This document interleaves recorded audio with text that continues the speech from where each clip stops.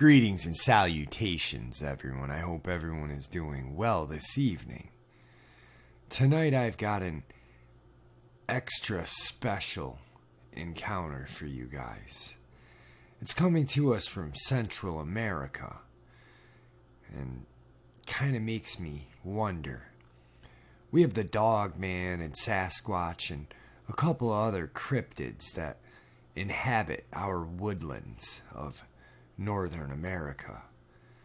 Just imagine what's in those rainforests of Central and South America. Definitely kind of makes you wonder and gives you the chills if you really think about it.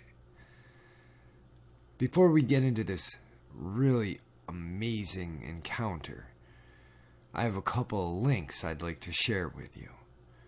To help keep this channel growing and commercial free, my PayPal and Patreon links are in the description below, along with my merchandise link and my second channel, which is a channel dedicated just to creepypastas, scary voice acting, and fan fiction. If that's anything that you're into, why don't you go over to that channel and give it a listen. And with that, guys, let's get on with this encounter, shall we? Before we hear the encounter of this cryptid, I have a brief summary that was sent with the encounter to me. Latin American cryptid called the Tintin. This cryptid has been seen or heard of in Latin America for ages. There are reported sightings of this creature from southern Mexico, Central America, and South America. It goes by names such as Sisemite in Guatemala, Curupira in Brazil, Boraaro in Colombia, and Tintin in Ecuador. While the specifics in his appearance vary from region to region, the common traits of the creature are backwards legs and feet. Small in stature, usually under 5 feet, hairy, big eyes, long pointed ears, and males of the species a large penis that usually drags along the ground. That's not a joke, it's part of the legend. Some stories describe it as more of an evil hairy dwarf rather than a Sasquatch-like creature. It lives in isolated areas away from populated urban centers. Some legends say it is nocturnal, but others say it's active during the day. Its MO is a predatory stalker. It likes young women and seduces women by the means of hypnotism. It is said to accomplish this by either whistling or singing. In those places that describe it as more of an evil dwarf, he plays guitar. While in a trance, the creature kidnaps his victim and takes them to his lair, where he rapes the women. The women are eventually found wandering in a haze days later. The woman ends up pregnant and gives birth to a monstrous half-human hybrid with backwards legs. Many stories even tell of these children must be destroyed in a particular manner by impaling them onto a cactus. On certain nights, after one of these children are disposed of in this manner, you can hear the creature wailing mournfully over its loss.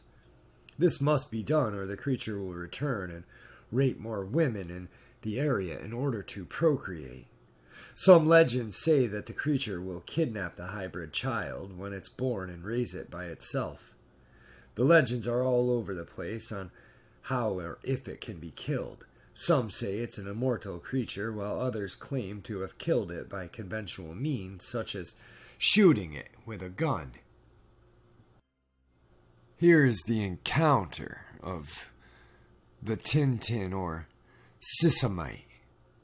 This story was told to me back in November of 2014. I was visiting family in Ecuador, which is in South America. We were visiting the cousin of my mother's in a mountain area where they had a house.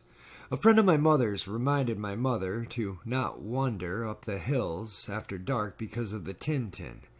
My mother had told my brothers fairy tales about this creature when we were young.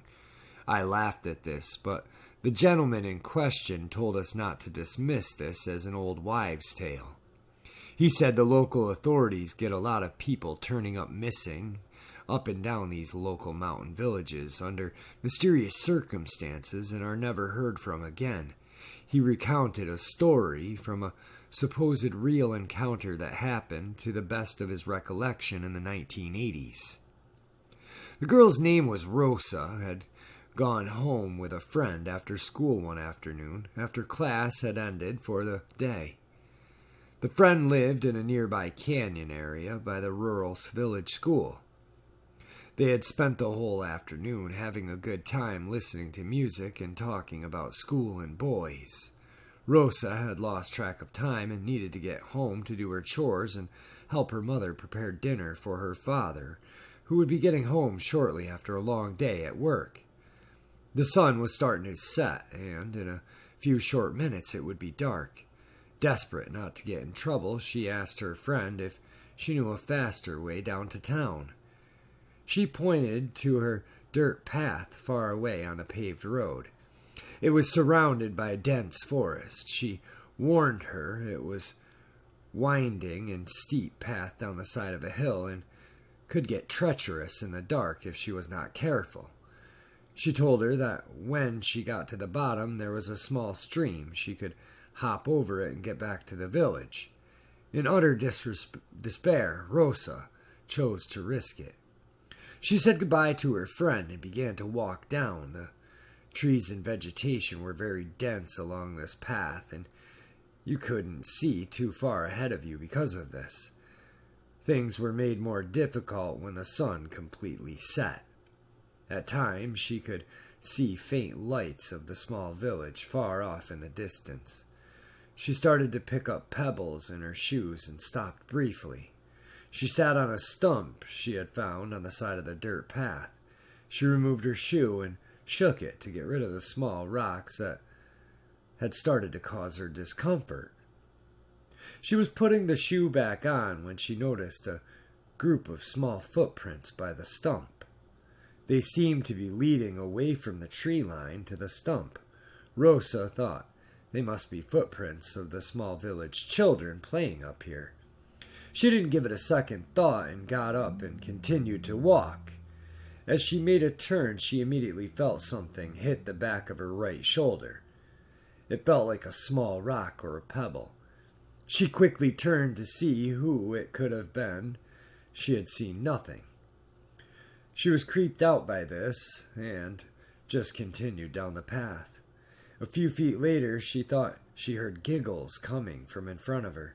She stopped and screamed out loud, "Leave me alone, you stupid kids!" She was about ready to start walking again when she heard someone whistling. The whistling was faint at first, then grew stronger and stronger. The sound appeared to be coming from the bushes. She began to feel strange as the sound grew nearer. She almost felt sleepy. A pair of glowing eyes appeared from the bushes, and they were a yellowish orange and started to move closer towards her. Her body began to feel heavy. In spite of the fact she was terrified, she found herself unable to move. The creature emerged from the bushes. It was a short, hairy beast that came up only to her waist. It had a wide head and long pointed ears that jutted out the sides of its head. The most horrifying thing about this was its feet were turned backwards. She somehow was able to scream, and this startled the creature, and it stopped whistling. She then, filled with fear, was able to run. As she ran down what remained of the hill, she could hear the footsteps behind her. She also heard it laugh out in a high-pitched squeal. She got to the stream at the bottom of the hill and quickly jumped over it and ran to the outskirts of her village. She turned only once to see its glowing eyes. It was standing there just before the stream, watching her.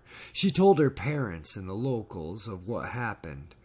One version of the story claims that the creature had hypnotized her and raped her. She only remembered escaping after she had been sexually assaulted by this thing. They also say that she had gotten pregnant from this encounter, but disposed of the baby after giving birth to its half-human demon child. She left the village shortly after. Wow, guys, that story is absolutely amazing and terrifying in the same sense. Like I said earlier, the woodlands of North America have a lot to hide, but what do the rainforests of Central and South America have? This is just one of their cryptid tales. I hope you guys enjoyed this, and I'd appreciate it if you'd leave a comment below letting me know what you think of this creature. I did do a little research and Googled it. If you guys would like to do it, I suggest you do. You guys could learn a lot more about this creature. I've never heard of it, and it's always nice to learn about something new, isn't it, guys? So, with that, I'll see you guys tomorrow with some Dogman encounters. I just wanted to share this one with you. It was absolutely terrifying. I'm not a girl, but I mean, I can imagine if I was and lived in these remote villages. So with that, guys, I hope you guys enjoyed the story, and I want you guys to stay safe and happy. Also, some of the comments I have not commented back to or gave them a like yet. Don't worry, I will be getting to you guys. I have been kind of busy today, and I definitely will start reading them tonight. With that, guys, have a great night. Stay safe. Stay out of the dark.